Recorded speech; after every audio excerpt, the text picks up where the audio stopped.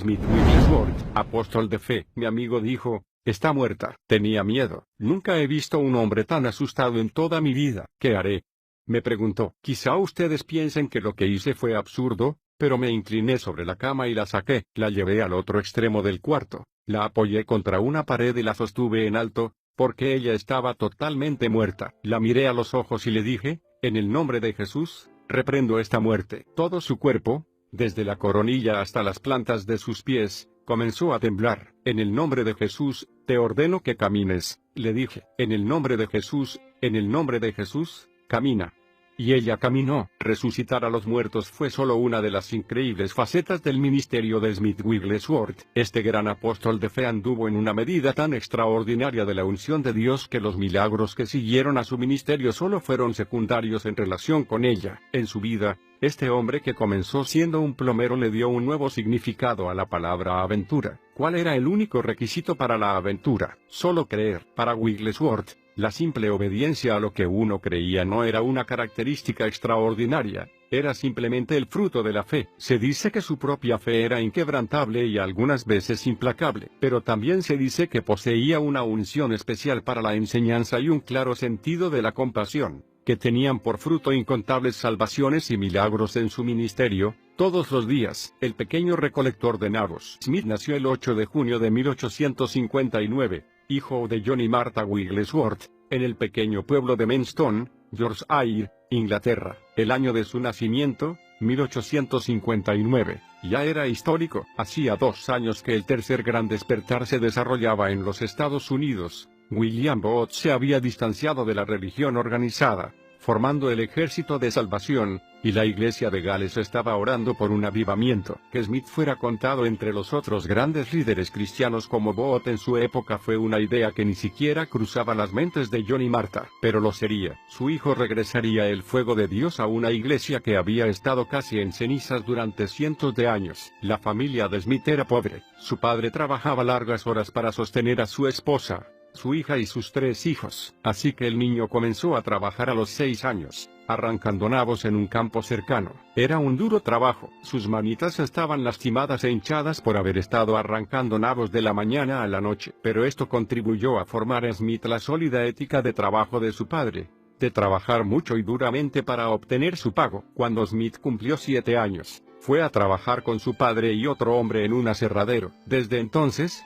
la vida pareció más fácil para los Wigglesworth. Sus ingresos aumentaron y la comida abundaba. El padre de Smith amaba los pájaros. En un momento determinado llegó a tener 16 pájaros cantores en su hogar. El niño adoptó el amor de su padre por la naturaleza, y solía salir a buscar nidos. Algunas veces atrapaba y vendía pájaros cantores en el mercado local, para ayudar a sostener a su familia. ¿Cuál es la diferencia entre nosotros? Aunque sus padres no eran cristianos, no hubo nunca un tiempo en que el joven Smith no buscara a Dios. No le enseñaron a orar en su hogar, pero siempre estaba en la búsqueda por su cuenta. Muchas veces, Smith le pedía a Dios que le mostrara dónde encontrar nidos, y casi instantáneamente sabía dónde buscar. Su abuela era una antigua wesleyana que creía en el poder de Dios y siempre hacía que Smith la acompañara a las reuniones. Siendo pequeño, él se sentaba y observaba a los de los viejos tiempos aplaudir y danzar ante el Señor y cantar sobre la sangre. Cuando Smith cumplió 8 años,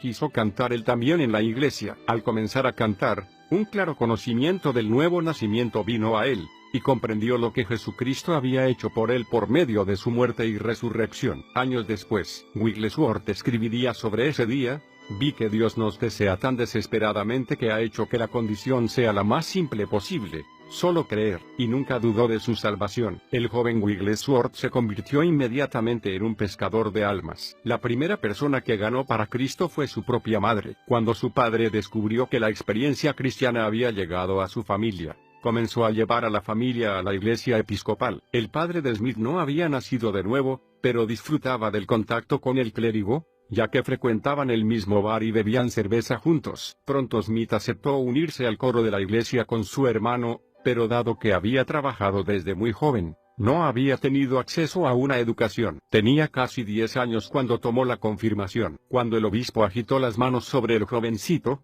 una poderosa conciencia de la presencia de Dios llenó a Smith, la misma que lo acompañaría durante toda su vida. Nada de esto, aparentemente, sucedió a los demás, Como Smith escribiría más tarde, después del culto de confirmación, todos los otros niños estaban maldiciendo y peleando, y yo me preguntaba qué era lo que había marcado esa diferencia entre ellos y yo. Hay algo diferente en ti. Cuando Smith tenía 13 años, su familia se mudó de Menston a Bradford, donde comenzó a participar activamente en la iglesia metodista wesleyana. Su vida espiritual cobró nuevo significado, y comenzó a anhelar el Espíritu de Dios. Aunque no sabía leer muy bien, nunca salía de su casa sin tener un Nuevo Testamento en el bolsillo. Tiempo después, los metodistas estaban planeando una reunión especial de predicación, y 7 jovencitos fueron invitados a participar, incluyendo a Smith. Con 3 semanas para prepararse, el joven vivía orando. Cuando llegó el día, tomó la plataforma para predicar durante 15 minutos, y al terminar, no recordaba ni una palabra de lo que había dicho. Lo único que recordaba era el increíble ardor que lo cubría, y los gritos de aliento de la gente. Smith comenzó a testificar del Evangelio a todos los que conocía,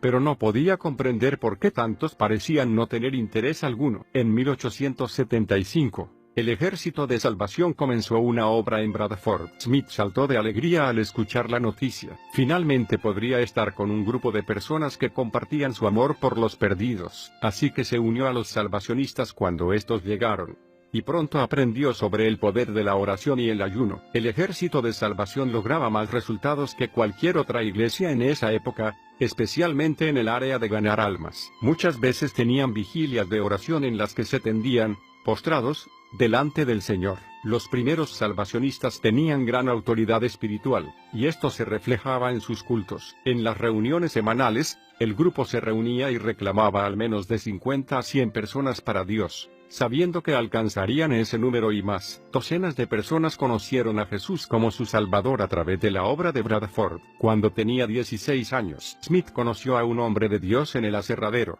que le enseñó el oficio de plomero. Mientras trabajaban juntos, este hombre también enseñó a Smith el significado y la importancia del bautismo por inmersión. Ansioso por cumplir los mandamientos de la palabra, Smith obedeció alegremente y fue bautizado por inmersión poco después. Durante este tiempo, también aprendió sobre la segunda venida de Cristo, y creyendo firmemente que Jesús volvería a fines del siglo, decidió cambiar el curso de la vida de toda persona que conociera. Creyendo que el Señor lo ayudaría en todo, Smith comenzó su ministerio. En 1877 fue a casa de un plomero para pedirle trabajo. El hombre le dijo que no necesitaba ayudantes, así que Smith le agradeció, se disculpó por haber usado su tiempo, y se volvió para irse. Pero repentinamente el hombre lo llamó y le dijo: «Hay algo en ti que es diferente. Creo que no puedo dejar que te vayas». Y lo contrató. Smith hacía un trabajo tan excelente que el plomero no tenía trabajo suficiente para él. Trabajaba demasiado rápido, así que decidió mudarse a Liverpool.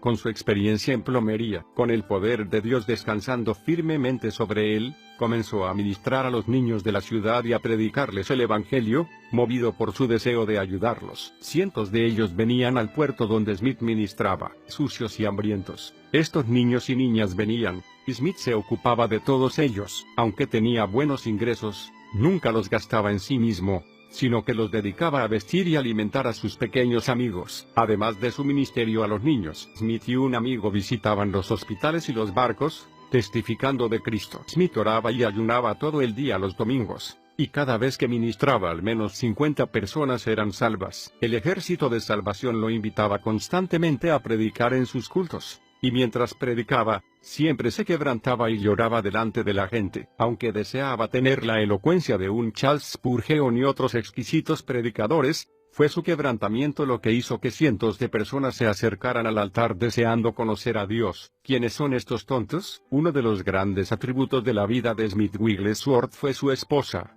Mary Jane Polly Featherstone. En las vidas de muchas grandes parejas que ministran, parecería que cuando uno de ellos es fuerte, el otro debe cumplir un rol menor para evitar o minimizar los conflictos. No era este el caso de los Wigglesworth. Polly era tan fuerte, o más, algunas veces, que su esposo nunca se negaba a acompañarlo, y Wigglesworth estaba de acuerdo. Smith dijo de ella: «Todo lo que soy hoy, se lo debo, por gracia de Dios, a mi preciosa esposa». Oh, ella era amorosa. Polly Featherstone provenía de una buena familia metodista. Aunque su padre era líder del movimiento de abstinencia, heredó una fortuna hecha con la venta de licor espera. Fiel a sus convicciones anteriores, se negó a tocar un centavo de esa herencia manchada. Polly observó el estilo de vida de su padre y se hizo eco de su fuerte carácter y sus creencias sobre la santidad. Era, además, una mujer que decía lo que pensaba. Más tarde, Polly dejó la sociedad acaudalada que la rodeaba, y se marchó a la ciudad de Bradford a buscar fama y fortuna. Una vez allí, entró a servir en una familia numerosa. Un día, mientras estaba en la ciudad, escuchó trompetas y gritos en camino hacia donde se producían esos ruidos, y lo que vio la marcó: una reunión al aire libre. El Ejército de Salvación era una organización nueva en esa época. Y Polly pensó: ¿quiénes son estos tontos? Curiosa, siguió al grupo hasta un edificio grande y muy arrumado. Los salvacionistas entraron, pero Polly permaneció en un rincón, esperando que nadie la viera. Finalmente la curiosidad fue más fuerte que ella. Se deslizó al interior del edificio y tomó un asiento en la galería. Aleluya. Está hecho. Polly se sintió profundamente conmovida. Comprendiendo su situación como alma perdida, avanzó hacia el altar y cayó de rodillas. Se negó a recibir oración de ninguno de los obreros, hasta que al final, Tilly Smith se acercó y oró con ella. Con la luz de Cristo entibiando su corazón, Polly se puso de pie de un salto, arrojó sus guantes al aire, y exclamó: ¡Aleluya! Está hecho. Sentado entre la gente, no lejos de ella, un joven la observaba atentamente. Este hombre sería su futuro esposo y compañero en el destino. Smith Wigglesworth. Parecía como si la inspiración de Dios hubiera estado en ella desde el primer momento, dijo Smith. A la noche siguiente, mientras Polly daba su testimonio, Smith sintió que ella le pertenecía. A Polly se le permitió evitar el acostumbrado período de capacitación, y finalmente el general Booth mismo le otorgó el rango de oficial en el Ejército de Salvación. Polly fue a servir en el Ejército de Salvación en Escocia durante un tiempo, y luego regresó a Bradford. Finalmente dejó el ejército debido a los conflictos provocados por su relación con Wigglesworth. Ella era una oficial y él, un mero soldado. Aunque Smith nunca se unió oficialmente al ejército, las reglas relativas a las relaciones sentimentales entre los dos rangos eran muy estrictas. Después de dejar a los salvacionistas, Polly se unió al ejército de la cinta azul, pero siempre siguió siendo muy amiga de los primeros. En ese momento, los ministros metodistas la llamaban a evangelizar en sus iglesias, y cientos de personas se convirtieron con su ministerio. El poder de Dios descansaba poderosamente sobre ella. Smith, tú no eres mi amo. Polly se convirtió en la esposa de Wigglesworth en 1882. A los 22 años de edad, Smith era un año mayor que ella, y la alentó a continuar su ministerio evangelístico, mientras él seguía con la plomería. Pero Smith tenía una carga por una zona de Bradford que no tenía iglesia, así que la pareja rentó un edificio pequeño y lo abrió para realizar reuniones. Lo llamaron Obra Misionera de la calle Bradford. En sus 30 años de matrimonio, los Wigglesworth tuvieron una hija, Alice, y 4 hijos, Seth, Harold, Ernest y George, que murió en 1915. Pero antes que naciera cada niño, los Wigglesworth oraban para que sirvieran a Dios. Smith se ocupaba de ellos durante los cultos, mientras su esposa predicaba. Después del mensaje, él siempre estaba junto al altar, orando con las personas para llevarlas a Cristo. Sin dejarse intimidar por el rol ministerial de su esposa, Smith decía: su tarea era echar las redes, la mía, llevar los peces a tierra. Esta última es tan importante como la primera. Él conocía el poder que tiene un corazón de siervo. El verano de 1884 fue muy malo para Bradford, y como consecuencia, los plomeros fueron muy requeridos. Smith no solo pasó todo el invierno trabajando, sino que estuvo ocupado reparando los daños ocasionados por el clima durante 2 años más. Durante estos días de mucho trabajo y gran prosperidad, Smith dejó de asistir a la iglesia con frecuencia y su corazón se enfrió hacia el Señor. Pero a medida que su fuego se enfriaba, el de Polly ardía aún más, y su celo por Dios y su vida de oración jamás declinaron. La diligencia de su esposa para las cosas de Dios hacía que la lasitud de Smith fuera aún más visible, y llegó a irritarlo su misma presencia. Una noche,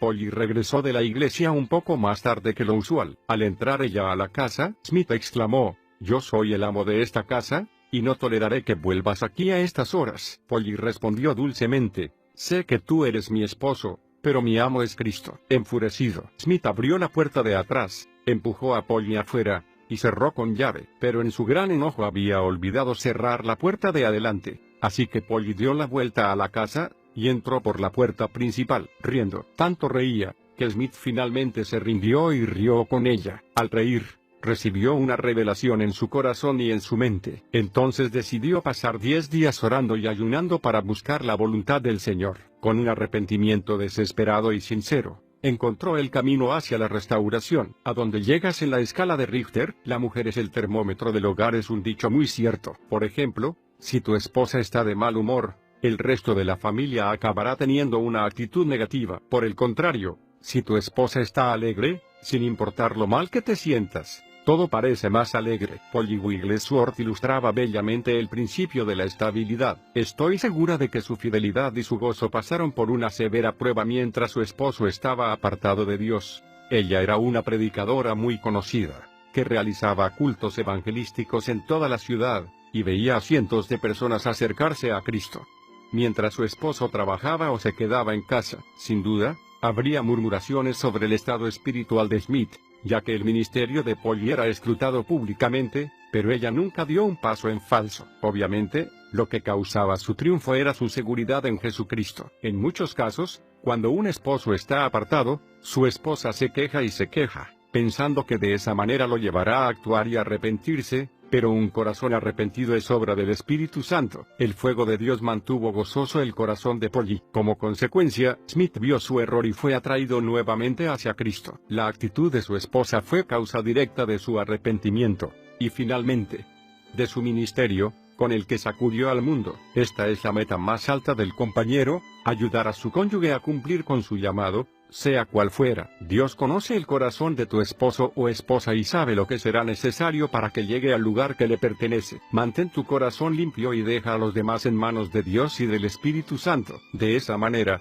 no perderás jamás la primera sanidad. A fines del siglo XIX, Smith viajó a Leeds para comprar materiales para su trabajo de plomería. Mientras estaba allí, asistió a un culto en una iglesia donde se ministraba sanidad divina. Smith estuvo observando las maravillosas sanidades que se producían, y su corazón se conmovió. Entonces comenzó a buscar a los enfermos en Bradford, y pagaba sus viajes para ir a las reuniones de sanidad de Leeds. No se atrevía a contarle a su esposa lo que hacía, ya que temía que ella también se burlara, como otros lo hacían en su época, considerando que la sanidad divina era una muestra de fanatismo. Pero cuando Polly descubrió la verdad, escuchó atentamente el relato de Smith sobre las reuniones, y fue con él a Leeds, ya que ella misma necesitaba sanidad. Allí recibió la oración de fe y fue sana instantáneamente. Desde ese día en adelante, los Wigglesworth fueron apasionados de las verdades de la sanidad divina. Como resultado de esto, su iglesia en Bradford creció,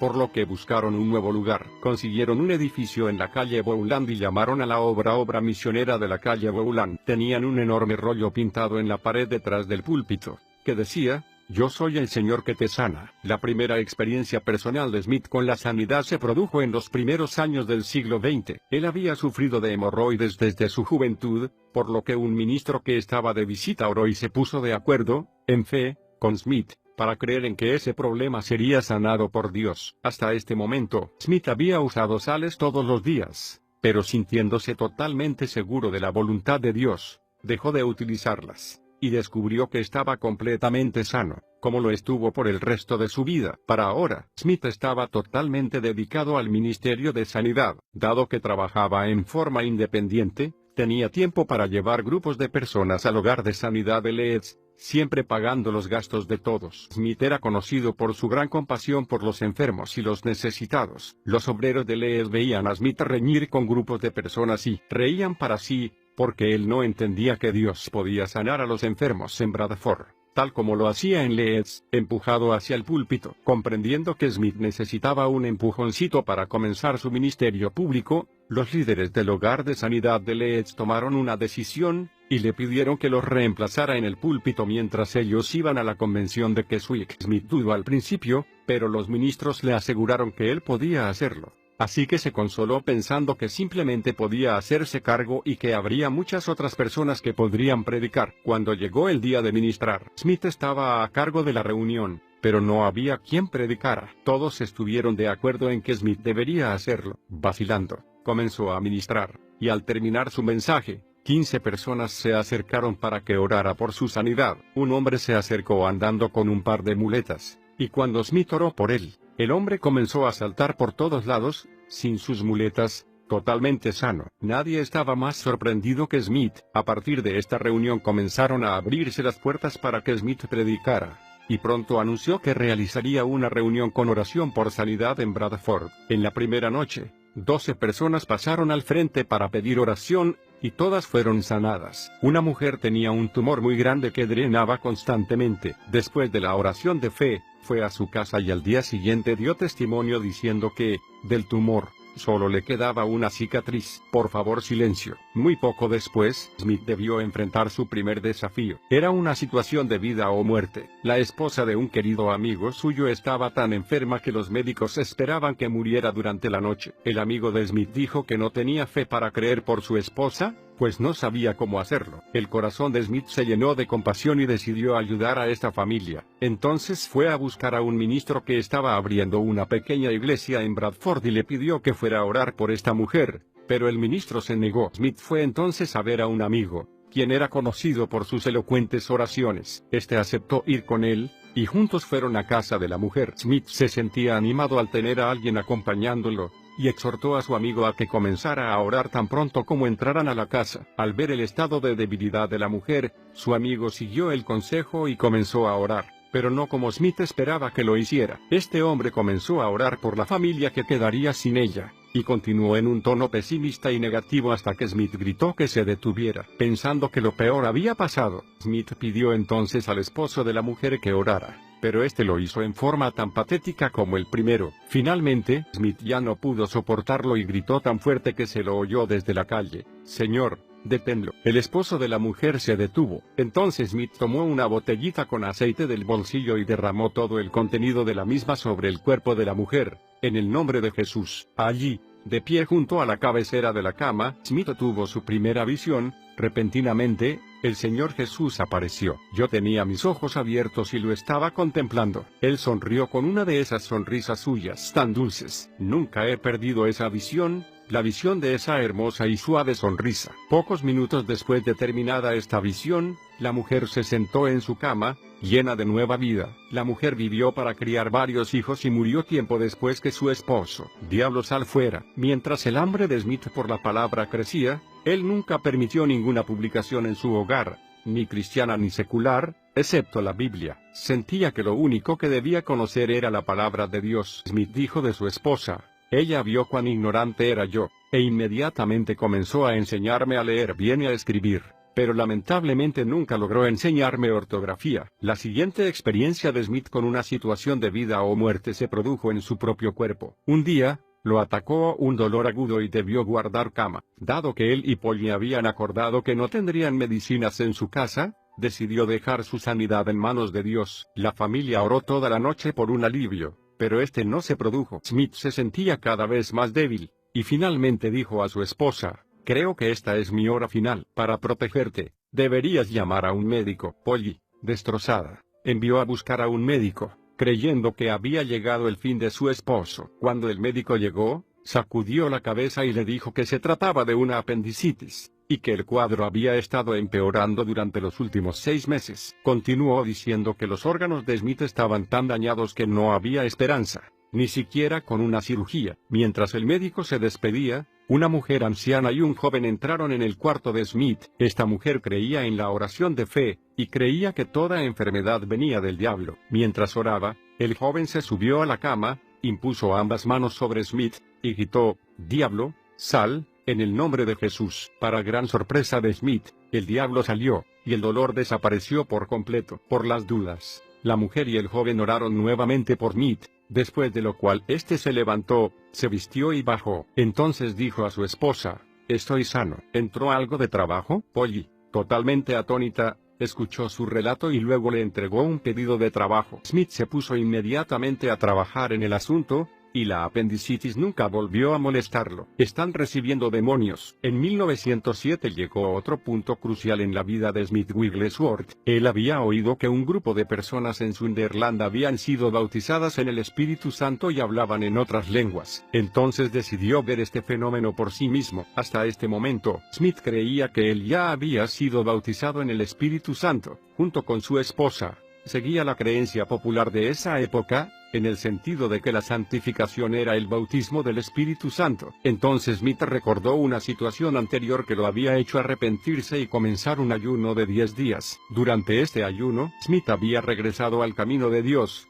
y había experimentado un cambio definitivo en su vida. Se dice que, orando y llorando delante del Señor, se había consagrado para ser totalmente santificado. Cuando terminó el ayuno, estuvo libre de su mal genio en tal grado que muchos comentaban con frecuencia que querían el mismo espíritu que Smith tenía. Como consecuencia, él pensaba que había sido bautizado en el Espíritu o santificado. Al escribirles a sus amigos en Sunderland sobre el tema de las lenguas, Smith recibió la advertencia de que se mantuviera alejado, ya que estas personas están recibiendo demonios. Pero cuando Smith llegó y oró con sus amigos sobre el tema, estos lo miraron y le dijeron: sigue tu propio camino. Smith asistió a las reuniones en Sunderland, bajo el liderazgo del vicario Alexander Bodney, y se sintió muy decepcionado. En Bradford parecía haber un gran mover de Dios, pero aquí, todo parecía espiritualmente seco, sin manifestaciones. Movido por su frustración, Smith interrumpía continuamente las reuniones, diciendo: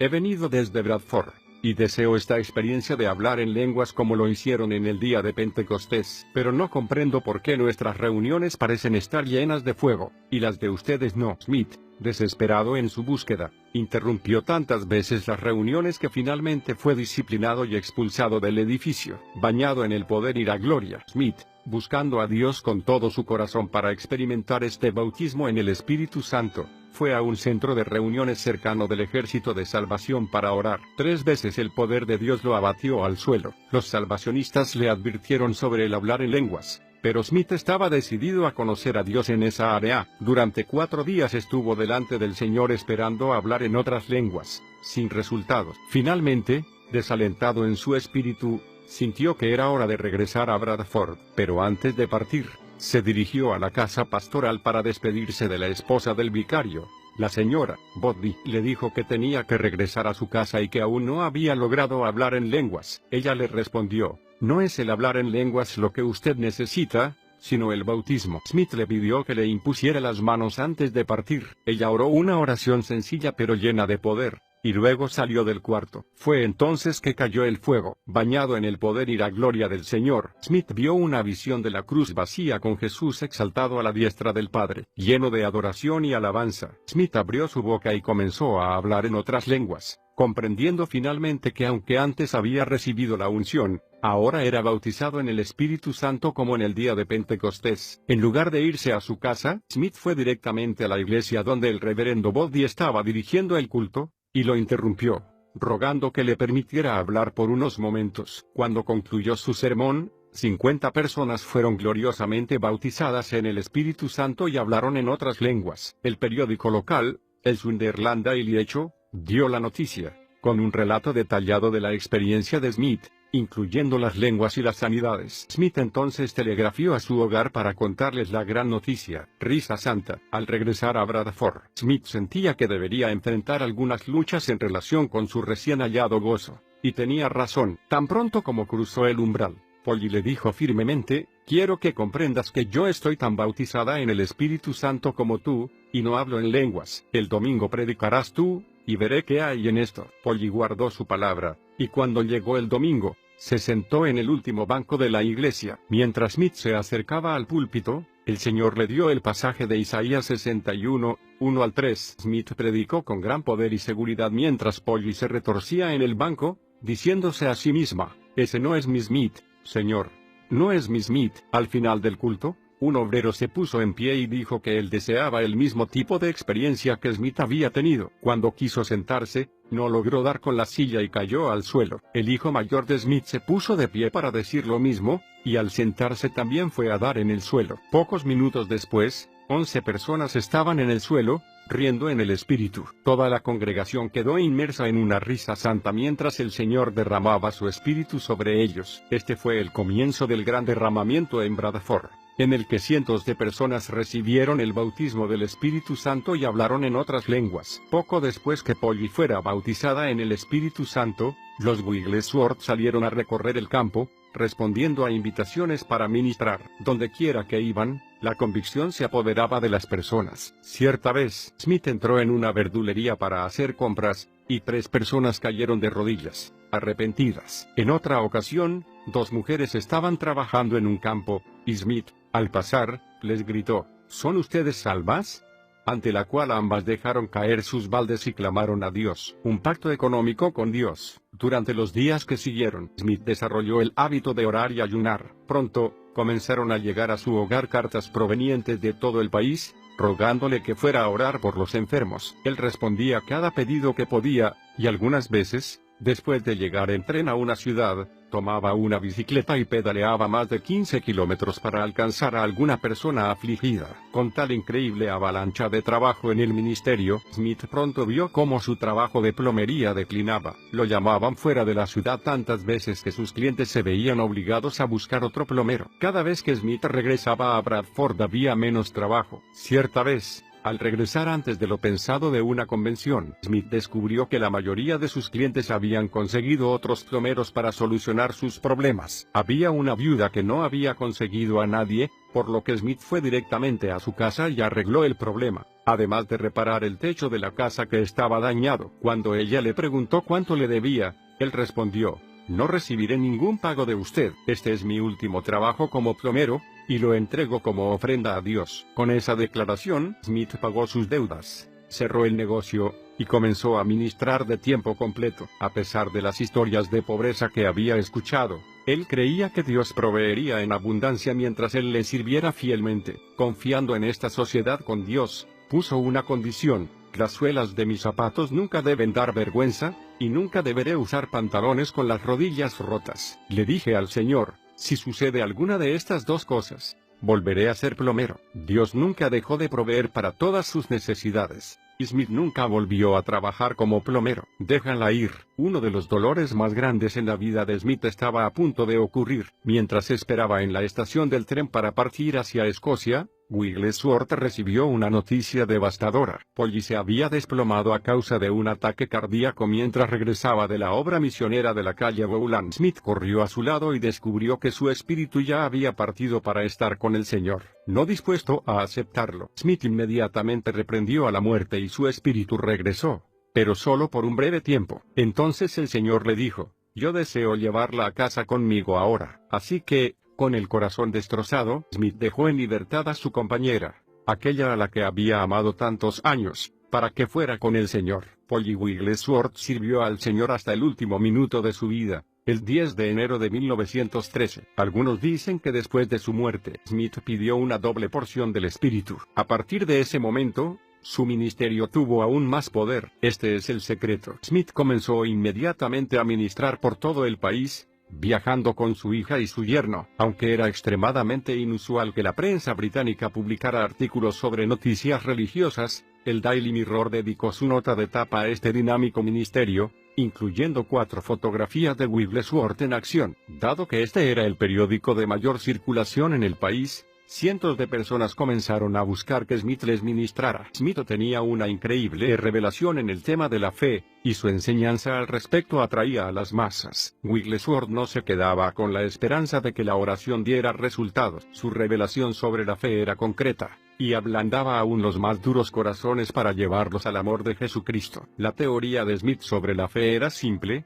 solo creer. Él no pensaba que Dios tuviera favoritos. Uno de sus principales ejemplos al respecto era tomado del Nuevo Testamento, en que Juan es destacado como el discípulo a quien Jesús amaba. Según Wigglesworth, el hecho de que Juan se recostara contra el pecho de Jesús no significaba que fuera su favorito. El factor que llamaba la atención en Juan era su relación y su dependencia de Jesús. Smith proclamaba constantemente: hay algo en el hecho de creer en Dios, que hace que Él esté dispuesto a pasar por alto a 1 millón de personas solamente para ungirte a ti. Muchos libros se han escrito tratando de descubrir el secreto del poder de Wigglesworth, pero la respuesta es muy simple. Su gran fe provenía de su relación con Jesucristo. De esa relación partía la respuesta de Smith para toda situación que debió enfrentar en su vida. Dios no tiene favoritos. Él trabaja a través de quienes creen en Él. Nunca llegó demasiado tarde. Los métodos de Smith eran frecuentemente malentendidos y criticados. Las críticas jamás lo afectaron, sino que tenía compasión de sus críticos. En lugar de vengarse, decía: no me mueve lo que veo o lo que oigo, me mueve lo que creo. El Espíritu Santo comenzó a enseñar a Smith los diversos grados de la fe. Él fue el primero en enseñar que la fe podía ser creada en otras personas. Un ejemplo de este concepto fue un niño que estaba muy enfermo. La familia había enviado a buscar a Smith, pero cuando llegó, la madre lo recibió a la puerta y le dijo: usted ha llegado demasiado tarde, no hay nada que pueda hacer por él. Smith le respondió: Dios nunca me ha enviado a ningún lugar demasiado tarde. El estado en que estaba el niño era tan grave, que si alguien lo movía, su corazón se detendría y moriría. Naturalmente, la familia no tenía fe y el niño estaba demasiado enfermo para creer por sí mismo. Antes de poder orar por el niño, Smith tuvo que salir para cumplir con un compromiso en la capilla local, pero dijo a la familia que regresaría. También les dijo que prepararan la ropa del niño, porque Dios iba a levantarlo. Cuando Smith regresó, la familia no había hecho lo que él les había pedido. Y al ver su fe, se sintieron avergonzados y prepararon la ropa del niño. Entonces Smith les pidió que solamente le pusieran medias en los pies. Después, ya dentro del cuarto del niño, Smith cerró la puerta y dijo al niño sin vida que le iba a suceder algo diferente de todo lo que había ocurrido antes. Cuando coloque mis manos sobre ti, la gloria del Señor llenará este lugar. Hasta que yo ya no pueda estar de pie, caeré sin remedio al suelo. Tan pronto como Smith tocó al niño, el poder de Dios llenó el cuarto y fue tan fuerte que Smith cayó al suelo. De repente, el niño comenzó a gritar: esto es para tu gloria, Señor. Smith todavía estaba en el suelo cuando el niño se levantó y se vistió solo. Luego abrió la puerta y gritó: papá, Dios me sanó, estoy sano. Tal fue la gloria que llenó la casa, que también el padre y la madre cayeron al suelo. Su hermana, que había sido dada de alta de un hospicio, fue completamente sana en su mente. Todo el pueblo se conmovió, y comenzó un avivamiento que se extendió por toda la ciudad. En ese día milagroso, Smith aprendió cómo transferir fe por medio de la imposición de manos. Su ministerio jamás volvería a ser el mismo, porque había aprendido un nuevo grado de la fe. La fe podía ser creada y transferida a la vida de otra persona. Corre, mujer, corre. A medida que su fe comenzaba a aumentar, el Señor le mostró otro principio: la fe debe traducirse en acción. Hasta entonces, el creyente promedio parecía creer que Dios se movía solamente en forma soberana, y que él no tenía intervención alguna. El ministerio de Smith Wigglesworth trajo nueva luz a esta zona oscura. Por medio de su profunda relación con el Señor, comenzó a notar en la Biblia que las personas que recibían de Dios habían actuado según su palabra para producir resultados. Así, su ministerio comenzó a adoptar esta operación de fe en cada culto. Al comienzo de sus llamados al altar, Smith decía: si usted adelanta solo un pie, será bendecido. Si avanza 1 metro, recibirá más. Si viene hasta la plataforma, oraremos por usted, y Dios satisfará sus necesidades con su provisión. Esta fue la verdad central de su ministerio en relación con la fe, una verdad que muchos llamaron despiadada. Las acciones de Smith Wigglesworth eran producto de una gran compasión y una fe sólida como la roca en Dios. El cristiano debe actuar como consecuencia de lo que cree para recibir la manifestación, y algunas veces Smith debía iniciar la acción para algunas personas. Él llamaba a esta clase de ministerio como una sanidad minorista, más que nada porque su propia fe contribuía en gran manera a la acción individual de la persona. Por ejemplo, en una reunión en Arizona, una joven respondió al llamado para sanidad, ya que sufría mucho debido a la tuberculosis. Cuando ella avanzó por el pasillo, Smith le dijo: ahora voy a orar por ti, y luego correrás por el pasillo. Entonces oró y luego dijo: corre, mujer, corre. Pero la mujer dijo: es que no puedo correr, apenas puedo tenerme en pie. No me contestes, haz lo que digo. Ella dudaba, por lo que Smith saltó de la plataforma, la tomó por el brazo, y comenzó a correr. Ella se aferró a él hasta que tomó velocidad, y luego salió corriendo por el auditorio sin esfuerzo alguno. Había otra mujer en la misma reunión, cuyas piernas estaban atadas por la ciática. Smith le dijo que corriera, y ella dudaba tanto que él la empujó. Luego corrió por el edificio con la mujer aferrada a su brazo. Finalmente, el poder de Dios se transfirió a su acción,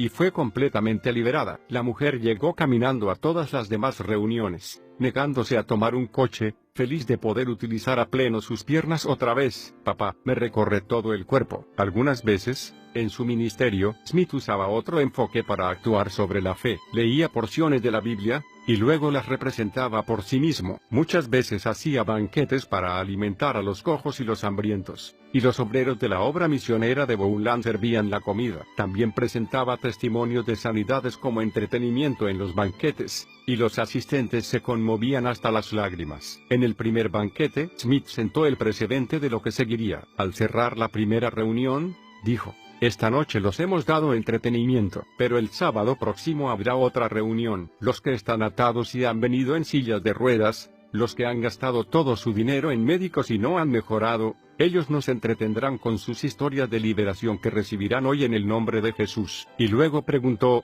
¿quién quiere ser sanado? Naturalmente, todos querían. Una mujer que había venido en silla de ruedas regresó a su casa caminando. Y un hombre que había sufrido de epilepsia durante 18 años fue instantáneamente liberado y 2 semanas después, estaba trabajando. Un jovencito encerrado en un aparato ortopédico fue instantáneamente sanado cuando el poder de Dios lo tocó, y comenzó a gritar: papá, papá, papá, me recorre todo el cuerpo. Semana tras semana, corría la voz de los milagros de sanidad de los cultos anteriores entre los enfermos y afligidos, atrayéndolos al banquete. ¡Qué tremendo avivamiento se produjo entre ellos!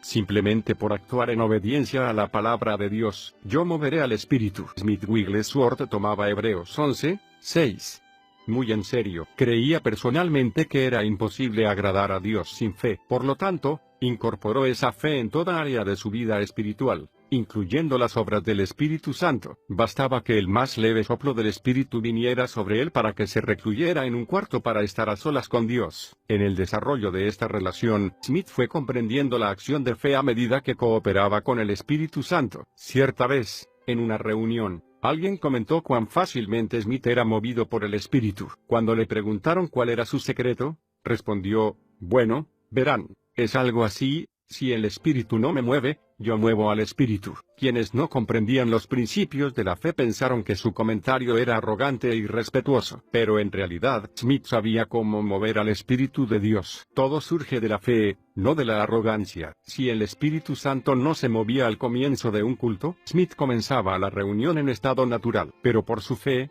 podía hacer que la gente se concentrara en la palabra y el poder de Dios y hacer crecer sus expectativas. De esta manera, el Espíritu Santo se manifestaba en respuesta directa a su fe. Smith tomaba la iniciativa y movía los dones que había en él por medio de la fe. No esperaba que algo viniera sobre él y lo dominara espiritualmente. Para él, cada acción, cada operación, y cada manifestación brotaban de una sola cosa: la fe absoluta. La verdadera fe confronta, y es encendida por la iniciativa. Entonces, Smith Wigglesworth comenzó a enseñar al cuerpo de Cristo que ellos podían hablar en lenguas por iniciativa. Para él, la fe era la sustancia principal que conmovía al espíritu humano, no la soberanía. J. E. Stiles, un gran ministro y autor de las Asambleas de Dios, aprendió este importante principio de Smith Wigglesworth y lo practicó durante todo su ministerio. En una reunión muy concurrida en California, Smith hizo el llamado para que quienes no habían recibido el bautismo del Espíritu Santo se pusieran de pie. Después pidió que se pusieran en pie todos los que lo habían recibido, pero no habían hablado en lenguas durante los últimos 6 meses. Ahora haré una oración muy sencilla, comenzó, y cuando haya terminado, diré: ya, y ustedes hablarán en lenguas. Smith oró, y luego gritó: ya. Un sonido como de muchas aguas inundó el auditorio, mientras todos oraban en lenguas. Entonces les dijo que hicieran lo mismo, solo que cuando él dijera ya, todos cantarían en lenguas. Por fe, oró, y luego dijo: ya, canten, y el sonido que se escuchó fue el de un vasto y glorioso coro. Ese día, el reverendo Stiles dijo que había aprendido que el Espíritu Santo era por fe, y poco después de esta revelación, lanzó su ministerio internacional. Otro secreto: Smith Wigglesworth fue un hombre movido grandemente por la compasión. Recibía pedidos de oración de todas partes del mundo, y tenía poca paciencia para con los demonios, especialmente cuando estos se atrevían a interrumpir sus reuniones. Clamaba a Dios y lloraba por las personas que los habían enviado. Muchas veces, cuando ministraba a los afligidos, corrían lágrimas por sus mejillas. También era muy tierno con los niños y los ancianos. En sus cultos, cuando el calor se hacía casi insoportable, sentía gran compasión y llamaba a los niños y a los ancianos para orar primero por ellos. Como demostración de las verdades de Hechos 19, 11 y 12, Miles y miles de personas fueron sanadas cuando Smith oraba y enviaba pañuelos a quienes no podía visitar. Un amigo íntimo habló de la sinceridad y compasión que Smith reflejaba, diciendo, cuando llegaba el momento de abrir las cartas, teníamos que detener todo lo que estábamos haciendo, y tomar la carga. No había nada apresurado ni descuidado en sus métodos. Todos los que estábamos allí debíamos unirnos a las oraciones e imponer las manos sobre los pañuelos que se enviaban a los afligidos. Eran tratados como si los que habían escrito las cartas estuvieran allí mismo, en persona. Trátelo como a un perro. Comprendiendo que la fuente de donde surgían todos los milagros de Cristo era su compasión, Smith se volvió directamente agresivo para deshacer las obras del diablo. Su única meta era sanar a todos los oprimidos y enseñar al cuerpo de Cristo a tratar con el diablo sin miramientos. Cierta vez, mientras esperaba un autobús, observó que una mujer intentaba hacer que su perro regresara a la casa, pero luego de varios intentos suaves, el perro simplemente seguía ahí. Cuando la mujer vio que el autobús se acercaba, golpeó con el pie en el suelo con fuerza, y gritó, «Ve a casa ahora». Y el perro corrió a casa con la cola entre las patas. «Así hay que tratar al diablo», dijo Smith, en voz alta como para que todos lo oyeran. Tenía poca paciencia para con los demonios, especialmente cuando estos se atrevían a interrumpir sus reuniones. Cierta vez estaba dirigiendo una reunión, y no lograba liberarse para predicar, así que comenzó a gritar. Nada sucedió. Se quitó el saco, y seguía sin suceder nada. Smith preguntó entonces al Señor qué era lo que andaba mal, y al hacerlo, el Señor le mostró una fila de personas que estaban sentadas juntas en un banco, tomadas de las manos. Smith supo inmediatamente que se trataba de espiritistas que tenían como objetivo destruir la reunión. Smith comenzó a predicar y bajó de la plataforma hacia el lugar donde estaban sentadas esas personas. Entonces se tomó del banco y ordenó al diablo que se fuera. Todo el grupo cayó al suelo en un montón y luego salió del templo corriendo en total desorden. Cuando echaba fuera demonios, Smith tenía plena confianza y seguridad en su fe. Las oraciones no debían ser largas. Si la oración era de fe, la respuesta era segura. Autoridad internacional. El Ministerio Internacional de Smith, que comenzara en 1914, estaba funcionando a pleno en 1920. Aunque la persecución contra él era fuerte, nunca pareció ser un tema demasiado importante en su ministerio. Al contrario de algunos ministros, hay más escrito sobre sus fortalezas y milagros que de sus problemas y persecuciones. Quizá esto se deba a su extraordinaria fe. Smith se quitaba de encima las críticas como si fueran polvo sobre su abrigo, sin siquiera darles un momento de su tiempo. En Suecia, en 1920, los médicos y las autoridades creyeron que podrían limitar el ministerio de Wigglesworth, y le prohibieron imponer las manos sobre las personas. Pero esto no lo preocupó. Él sabía que Dios respondía a la fe, no a los métodos. Después de terminada la reunión, Smith indicó a las personas presentes que se impusieran las manos a sí mismas y creyeran que serían sanadas. Mientras él oraba, multitudes de personas fueron sanadas instantáneamente. Smith llamaba a estas sanidades a gran escala sanidad mayorista. En un mismo año, Smith fue arrestado 2 veces en Suiza, por ejercicio ilegal de la medicina. La tercera vez, los oficiales llegaron a la casa del ministro pentecostal para arrestar a Wigglesworth, y el ministro les dijo, «El señor Wigglesworth no está aquí en estos momentos, pero antes que lo arresten, quisiera mostrarles el resultado de su ministerio en este lugar». Entonces los llevó hasta la parte baja de la ciudad, al hogar de una mujer a la que ellos habían arrestado muchas veces. Al ver la manifestación de la completa liberación de esta mujer, y su fe en Jesucristo, los oficiales se conmovieron. Se volvieron hacia el ministro y le dijeron, «No queremos detener esta obra. A este hombre tendrá que arrestarlo otra persona». Y otra persona lo hizo. Pero ya avanzada la noche, vino un oficial y le dijo, «No encuentro ningún delito en usted. Puede irse». A esto, Smith contestó, «No, solo me iré con una condición, que todos los oficiales que están aquí se pongan de rodillas, y yo oraré por ustedes». Pentecostés. Para 1921, el ministerio de Wigglesworth estaba floreciendo. Su hogar estaba inundado de invitaciones para ministrar en otros países, embarcándose en el más largo viaje de toda su vida. Aunque Smith era muy popular en Europa y Estados Unidos, nadie pareció notar su llegada a Colombo, Ceilán, Sri Lanka. Pero pocos días después, las multitudes llenaban el edificio tratando de conseguir un lugar. Muchos quedaron afuera. Cuando la reunión terminaba, Smith pasaba por entre medio de miles de personas, tocándolas y creyendo en el poder de Dios con ellas. Según los relatos, Decenas de personas fueron sanadas con el solo paso de su sombra por encima de ellas. En 1922 viajó a Nueva Zelanda y a Australia. Algunos creen que las reuniones de Smith fueron el punto de partida de las iglesias pentecostales en estos dos países. Aunque solo pasó unos meses allí, miles de personas fueron salvas, sanadas y llenas del Espíritu Santo con la evidencia de hablar en lenguas. Australia y Nueva Zelanda experimentaron así el mayor avivamiento espiritual que jamás hubieran conocido. ¿Puedes bendecir a un cerdo? El Dr. Lester Sumrall,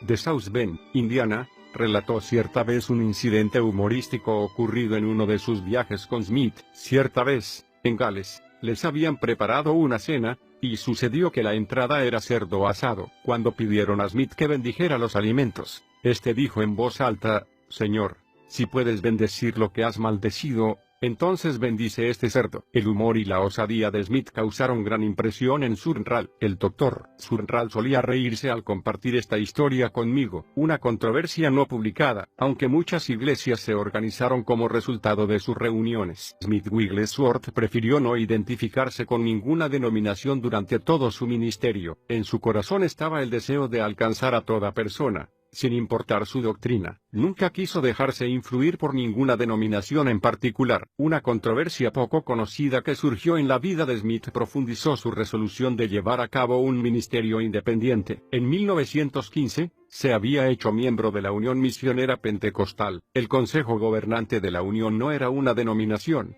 ni impartía licencias ministeriales ni ordenaciones. Simplemente era una cubierta para ministerios de fe similar. Smith sirvió con la UMP hasta que se vio obligado a renunciar, en 1920. En ese momento, Smith era viudo hacía 7 años y se había hecho amigo de una mujer, la señorita Amphlett. Smith le dijo que sentía que tenía una afinidad espiritual con ella, pero la señorita Amphlett rechazó la idea, y ella y otra mujer escribieron una carta quejándose a la UMP. Esta carta era dirigida a Cecil Polil, quien notificó a los otros miembros del consejo junto con el secretario del mismo, el señor Mundell. Aunque la UMP tenía una posición muy estricta en lo relativo a las relaciones entre hombres y mujeres, Smith Wigglesworth estaba seguro de que lo apoyarían a pesar de las acusaciones. Pero cuando la UMP leyó la carta de la señorita Amphlett, el señor Polil se apresuró a escribir a Smith solicitándole que renunciara a su puesto en el consejo, y diciendo que este organismo creía que Smith debería abstenerse de participar en la obra pública del Señor por un tiempo prolongado, y buscar volver a su posición delante del Señor y del hombre, con un período de vida tranquila y concentrada en Dios, mostrando de esa manera obras de arrepentimiento. Smith cumplió con la solicitud de presentar su renuncia, aunque creía que las dos mujeres se habían unido en su contra para arruinar su obra. En realidad, Smith se sentía tan decepcionado por Polil, por permitir que la situación se exagerara de tal manera, que escribió directamente al secretario del consejo, el señor Mundell: «Creo que el señor Polil se ha pasado del límite esta vez. Están haciendo que parezca como si yo hubiera cometido adulterio o fornicación, de lo cual soy inocente. He actuado tontamente y Dios me ha perdonado». Esto fue arreglado en forma espiritual y después, en la iglesia y con el señor Polil, y él debería haber dado por concluido el asunto. En otra carta escrita al señor Polil, Smith escribió: «Dios arreglará todo. La buena mano de Dios está sobre mí, y viviré para ver esto terminado. Esta semana, Dios ha reprendido al opresor por medio de su siervo. Yo seguiré adelante, estimado hermano, y le pediré que se cuide de que la obra de Dios no sufra tropiezo por causa de usted, y que en este momento actúe hacia mí como quisiera que otro actuara hacia usted. No se moleste en enviarme nada para firmar. Ya he firmado mi carta a usted, y eso es todo». A partir de ese momento, Smith Wigglesworth estuvo continuamente en movimiento, respondiendo a invitaciones para ministrar en todo el mundo, y para evitar cualquier otra acusación de la misma naturaleza, Smith siempre viajaba con su hija, Alice. La controversia que causó su renuncia no lo detuvo. En realidad, pareció impulsarlo aún más. Esto sucede muchas veces cuando las personas salen de la dirección de las denominaciones. Sé que la UMP no era una denominación, pero estas clases de comités gobernantes algunas veces desarrollan un elemento de control aun cuando hayan comenzado con un espíritu correcto. El control puede ser muy leve, pero aún así afecta el fluir del ministerio. Para Smith era mejor actuar en forma independiente. No necesitaba la reputación de la UMP, ni estar asociado a ella. Él tenía el poder de Dios. es mejor vivir preparados. Wigglesworth amaba la palabra de Dios y era muy disciplinado en su estudio de ella. Nunca se consideraba totalmente vestido hasta que tuviera su Biblia con él. Mientras otros leían novelas o periódicos, él leía la Biblia. Nunca dejaba la mesa de un amigo sin leer, como solía decir, un poquito del libro. Las aflicciones tuvieron que ceder, aunque los ojos de Wigglesworth habían visto muchos milagros y sanidades instantáneas. Él mismo no recibió esos milagros. En 1930, cuando ya tenía 70 años, sufría de tremendos dolores. Oró, pero no recibió alivio, así que fue a ver a un médico, que después de sacarle algunas radiografías, le dio un diagnóstico de un caso severo de cálculos en el riñón en un estado avanzado. Su única esperanza era una operación, dado que, según el médico, si continuaba en este doloroso estado, moriría. Smith le respondió: «Doctor, el Dios que creó este cuerpo es quien puede sanarlo. Ningún cuchillo me cortará mientras yo viva». El médico se sintió preocupado y desanimado ante tal respuesta, pero Smith se fue, asegurándole que pronto se enteraría de que estaba sano. El dolor aumentaba cada día, ahora acompañado por una fuerte irritación. Toda la noche Smith la pasaba entrando y saliendo de la cama, rodando por el suelo en un dolor agónico, mientras luchaba por despedir las piedras. Una por una, las piedras fueron despedidas. Smith pensó que este sufrimiento acabaría pronto, pero duró 6 largos y dolorosos años. Durante este tiempo, nunca dejó de asistir a las reuniones programadas. Con frecuencia ministraba 2 veces por día. En algunas reuniones, oraba por hasta 800 personas mientras se retorcía de dolor él mismo. Algunas veces abandonaba el púlpito cuando el dolor se volvía insoportable, para luchar en el baño mientras despedía otra piedra. Luego regresaba a la plataforma y continuaba con la reunión. Con frecuencia se levantaba de su propia cama para ir a orar por la sanidad de otros. Muy pocos sabían que él mismo estaba atravesando la más grande prueba de su vida. Algunas veces perdía tanta sangre que su rostro estaba pálido y tenía que envolverse en mantas para recobrar calor. Después de los 6 años, tenía más de 100 piedras en una botella de vidrio. El yerno de Smith, James Salter, le dio un gran tributo, viviendo con él, compartiendo su dormitorio, como muchas veces lo hicimos en esos años. Nos maravillábamos ante el celo indomable de su fogosa predicación y su compasivo ministerio a los enfermos. No solo soportó esas agonías, sino que hizo que sirvieran al propósito de Dios y se gloriaba en y sobre ellas. Me tienen en vista. 2 años después de iniciada su batalla contra los cálculos en los riñones, Smith no se daba por vencido. En cambio, en 1932, pidió a Dios 15 años más para servirle. Dios le otorgó lo que había pedido, y durante esos años, visitó gran parte de Europa, Sudáfrica y Estados Unidos. Su más grande gozo era ver la palabra confirmada con señales y prodigios, a través de la fe de la gente. Su principal meta era que las personas vieran a Cristo, no a Smith Wigglesworth. Durante su último mes de vida, se sentía triste, como lo demuestran estas palabras: «Hoy, en el correo, recibí una invitación a ir a Australia, una a la India y Ceilán, y otra a los Estados Unidos. La gente me tiene en vista». Entristecido, comenzó a llorar. Pobre Wigglesworth, qué fracaso, pensar que la gente me tiene en vista. Dios nunca dará su gloria a otro, Él me sacará de escena. Y no fue más, porque Dios lo llevó. 7 días después, Smith Wigglesworth viajó para asistir al funeral de un ministro amigo. En el camino, comentó con unos amigos cuán maravillosamente se sentía. Señaló diversos lugares que él y Polly habían visitado donde habían predicado, y contó los grandes milagros que allí se habían producido. Cuando llegó a la iglesia, su yerno, James, abrió la puerta y lo ayudó a entrar a la sacristía, donde ardía un hermoso fuego. Al entrar, Smith se encontró con el padre de una niña por la que había orado algunos días antes. La niña había sido desahuciada, pero Smith tenía gran fe en que se sanaría. Cuando vio al hombre, Smith le preguntó: «Bien, ¿cómo está ella?». Estaba esperando escuchar que la niña estaba totalmente sana, pero la respuesta llegó con cierta duda: «Está un poco mejor, se siente mejor, sus dolores no han sido tan fuertes durante los últimos días». Decepcionado por lo que oía, Smith exhaló un profundo y compasivo suspiro. Luego inclinó la cabeza, y sin pronunciar palabra ni experimentar dolor alguno, Smith Wigglesworth fue a estar con el Señor. Era el 12 de marzo de 1947. Fe, compasión y milagros. Mientras yo ministraba a la gente que formaba fila para que orara por ellos, hace unos años, vino a verme un hombre con lágrimas en los ojos. Él me contó del poder que había experimentado en las reuniones de la Voz de Sanidad. El poder de Dios en esas reuniones le había dado libertad. Entonces dijo algo que jamás olvidaré mientras viva.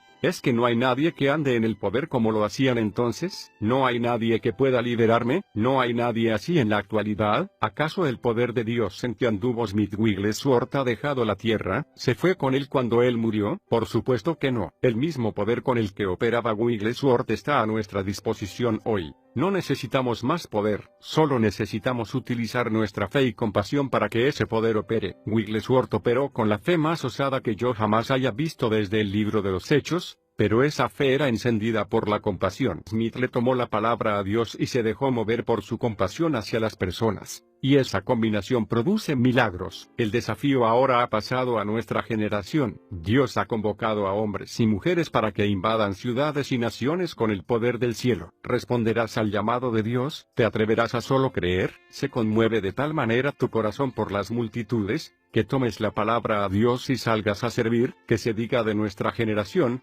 por fe conquistaron reinos, hicieron justicia, alcanzaron promesas, taparon bocas de leones, apagaron fuegos impetuosos, evitaron filo de espada, sacaron fuerzas de debilidad, se hicieron fuertes en batallas, pusieron en fuga ejércitos extranjeros. Hebreos 11, 33 y 34. Despierta el don que hay en ti, e invade tu hogar, tu comunidad y tu nación con el poder de Dios. Que la voluntad del cielo se haga en la tierra, a través de ti.